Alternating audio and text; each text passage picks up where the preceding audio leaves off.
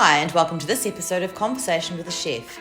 I'm Jo Ritty, and I love sharing with you the conversations I get to have with talented and passionate chefs.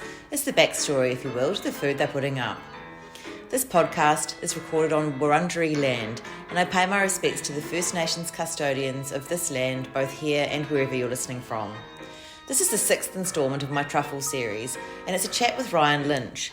Originally from Nelson in Aotearoa, New Zealand, head chef Ryan is doing creative things out in the Yarra Valley at Locavore Studio. I was lucky enough to be invited to dinner out there, and the way he treats local produce is glorious. I was sure Ryan would have some things to say about truffles, and I was certainly not disappointed. He had such a creative way of looking at things, and I can't wait to go back out to Locavore again. So Ryan, can you tell me what your experience with truffles is? So probably when I got like the best truffles I've ever had would have been in a cafe at Sir Charles, and I was just doing really simple stuff with them really, and kind of towards the end of the season I was getting like the cheaper ones and playing around with fermenting them and stuff like that. But probably my favourite thing that I did was a truffle scramble. And that it was just like basically just like super fresh eggs mixed up with cream and just cooked really slowly, like a proper like French scramble, not like folded eggs or anything like that. Like guys are doing these days in cafes. It's like pretty much just overcooked eggs. So it's just like stirred down really nice and slow and then truffle added to that. I think it kind of just, it really just kind of emphasised the use of the truffle, I guess, like if I could put it that way. Just for it being just something super simple, I guess. Yeah, and do you have to learn special techniques when you're using truffles? I don't reckon. As long as you kind of just know the book, like you just need to know the basics of cooking, really. Just like how to draw the most out of it, in my opinion. Because I reckon you only ever want to do something super simple with them. Because if you're using something so special, you want to just kind of make it shine. But yeah, I don't think so. Like it's just kind of. No, not really. No special techniques, eh? It's just super basic cooking. Just the basics. Yeah, and just being able to identify that that's the way you should do it. Yeah, that's probably like the hard part for some. But I guess anyone that knows what they're doing and anyone that's like using truffles should already know that they shouldn't be doing anything like crazy with them. It should be simple and And where you are now out in the Yarra Valley at Locavore, I would imagine that you would have access to some pretty good truffles out that way. Yep. So there's a guy, Stuart, Yarra Valley Truffles, which is, he'll probably be the guy we go through when they come around. He's super passionate and he's eating truffles all year round. Oh. He's got them in the freezer. I check on his Instagram every now and again, and he's still making stuff from truffles like last month. Right. But that'll be the guy we go through almost definitely. And are they the black, more Perigord style truffles? Just black truffles, I guess. Yeah, black truffles. Yeah. Yeah. I think he grows them himself, or he's. I'm on the, that's our guy, I guess. I think, a lot of guys around the Yarra Valley are going through him anyway. Yes, okay. And what do you envisage, what sort of dishes would you, now, because we talked about how much I loved your agnolini and how it was like sinking down into a warm bath with the candle light because it's so delicious and cosy and savoury and is that the kind of dish you would use truffles with? I'll play around with it. Yeah, I probably will because like it's something that I'll just have to kind of find a way to utilize them the right way to not overpower them, obviously, but also like that's something special that we're putting some work into, and then we're putting something we're putting like something special like truffles on that as well. So it's showcasing some technique and some time spent in the dish, as well as then putting truffle on that as well. So I'll probably think about an annalini dish, whether I fill that with what we're already filling it with, or if I do something like fermented mushroom, which I do a lot. I use fermented mushroom quite a lot in various things. I could fill the annalini with that, see how that goes. But the only thing I'm worried about with that is the acidity. Like, there's a slight acidity to the fermented mushroom, so I'm hoping that doesn't overpower it too much. Other things, like I'll probably get... I'm assuming Kyle in the cafe will want to get on board as well.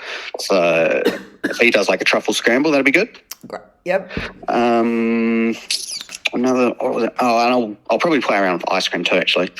Sorry, I'm just choking. Yeah. So ice cream, that's interesting. Yep. How do you incorporate truffles into ice cream? I'll probably just maybe at the end of I guess I'd have to cool my anglaise down to a certain temperature, not too hot, obviously, and probably just grate it in that and then churn it. Or let it cool right down and then churn it. I'll play with that. I'll see what happens, whether I'm going to put it in the milk first or whether I'm going to put it at the end step. I'm not quite sure yet. I'll just see what gets the better flavour out of it. Yeah, that'd be quite fascinating. So it'd be quite a savoury but sweet. Yep. Interesting. Yep. I'm wondering even if I could, I'm just thinking about it now, if I could go some kind of caramelly component, if that's going to be too much. Not sure. Yeah, wow. And we talked before about that you cooked in Christchurch at one of my favourite restaurants. Saint-Germain. And did they have truffles there? Nah, I never really had access to them there. Well, I was pretty young then, so I didn't know too much, to be honest. Yeah. It's crazy what you know, like 10 plus years down the track. Oh, of course. Do they grow truffles in New Zealand? They do. Yeah. Oh, okay. Yep, they do. I'm just trying to think of where they come out of. I think it's up north. Oh, okay. Yeah. Wow. I have a feeling there's surely some down south, but I know they do. Like, of course, like they've got hats now in New Zealand, so surely the hatted restaurants, like the 3 hat restaurants, will be using them. 100%. Yeah. I haven't really seen. No. Nah. It's interesting. Now that I think about it. I know, it is interesting, isn't it? I bet they're super expensive there, though. Wow, everything. You're probably looking at double, because everything's double. Everything is double, yeah. Yeah. Even coffees. Yeah, milk, cucumbers. Yeah. Well, thank you. That was great to talk about truffles. What are you doing in the kitchen today? What's on? I was smoking the beetroots. I had beetroot all over my hand when you tried to call me the first time, so I had to go and sort myself out. Just playing around with smoking beetroots lately, and I'm kind of just finding the best way to kind of get the best texture out of them, whether it's give them a little steam first. Oh, yep. And then put them on the smoker. But, smoking beetroots. I made some, I don't know how to say it, but I had a bit of leftover tuna. So I've just started a mojama, or mohama, I think it must be pronounced, because it's Spanish. Okay. It's got something like that. It's like cured and dried tuna, essentially. So I actually put a bit of bush tomato spice in the cure as well. So I'll cure that for a couple of days and let it air dry and see what happens. So I'm just having a little play today. You're so creative. You know, where do all these ideas come from? Sometimes, like, I reckon the best thing's leftover ingredients. Like, I've got a bit too much tuna this week. I've got a big chunk of tuna that I need to get rid of. And we're off for the next 3 days. So I need to figure something out because I can't, I've got to find a way to preserve it. Yeah. And, like, that's, like, ancient cooking, Not ancient, but there's all, like, what did they do back in the day when they didn't have fridges? Just preserved it. Salt, flavours. Yeah, so. Yeah, so hopefully that comes. I'm pretty confident it'll come out. Great. What else are we doing? What are they out doing there? not much. Not much right now in there right now. Cafe service is going on. Yep. But yeah, it's pretty much my chill day today before service because I would close for the next 4 days. Okay. So I'll kind of just let things run out a little bit.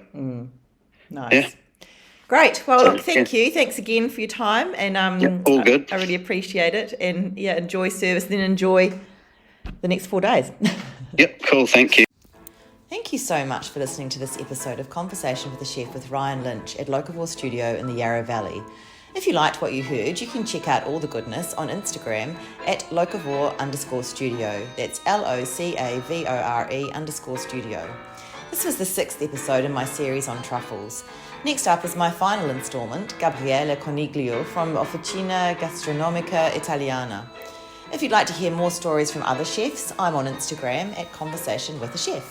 You can read the chat and become a subscriber, and quite frankly, why would you not, at www.conversationwithachef.com. It'd be so great if you told a friend about my chats, and of course you can follow me on Apple and Spotify podcasts. Once again, thanks for listening, have a great day, and bon appetit.